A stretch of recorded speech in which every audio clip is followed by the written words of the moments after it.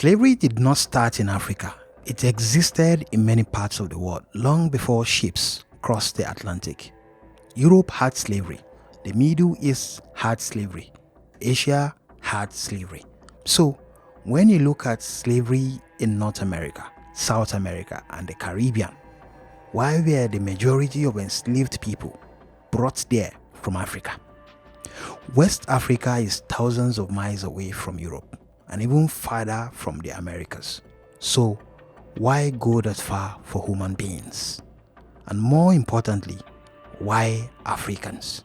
There was nothing about West Africans, not their culture, not their intelligence, not their strength, that made them fit for slavery.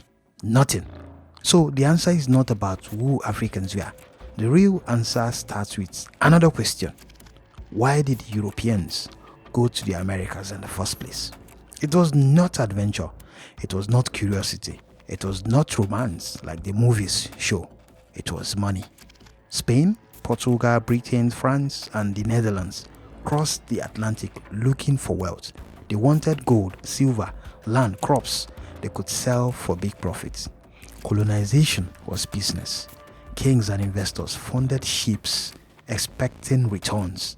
The goal was simple: get rich and increase power. In the early 1500s, Spain conquered large parts of Central and South America. They did not start with African labor. They forced indigenous people to work in gold and silver mines that already existed under empires like the Aztecs and the Incas. The system was brutal. People were worked until they died. If they failed to meet quotas, they were punished. Some were mutilated. Some were killed as warning to others.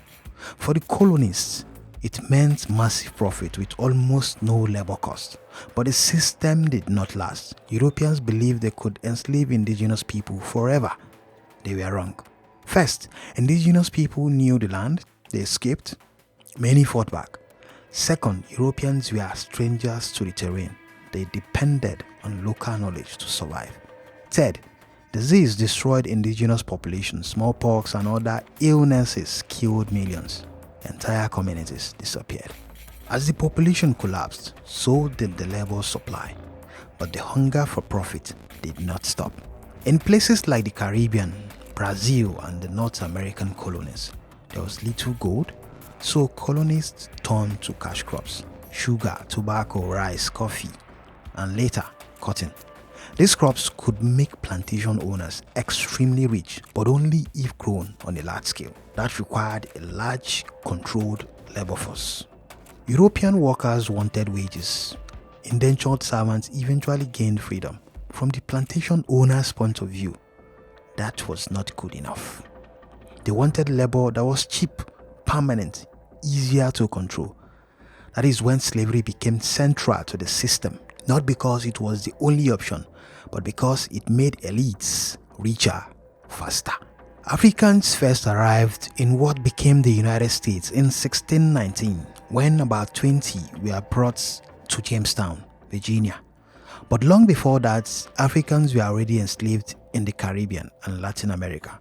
Portuguese traders had begun enslaving Africans along the West African coast in the 1400s. At that time, slavery was not yet based on race.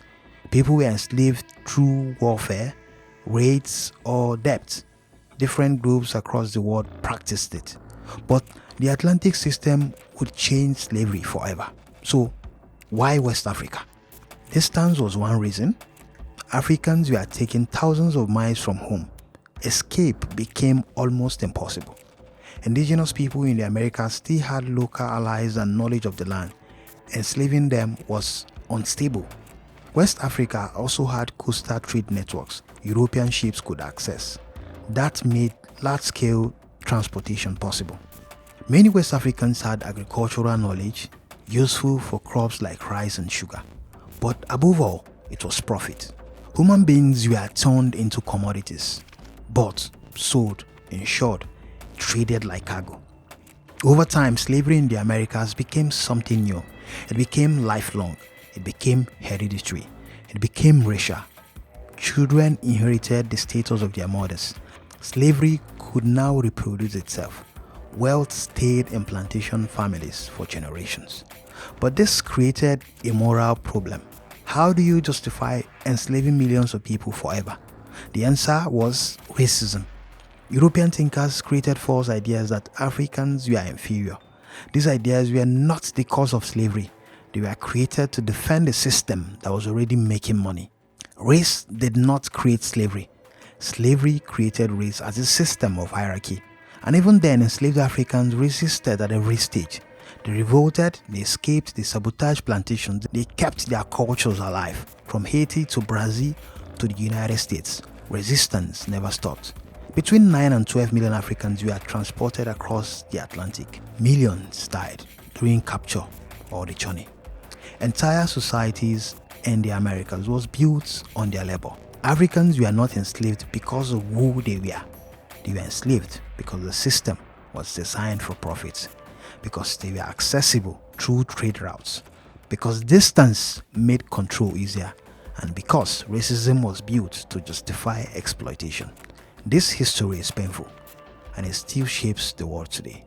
But understanding it clearly helps us question the stories we were taught. And that conversation is far from over. I'll see you in the next video.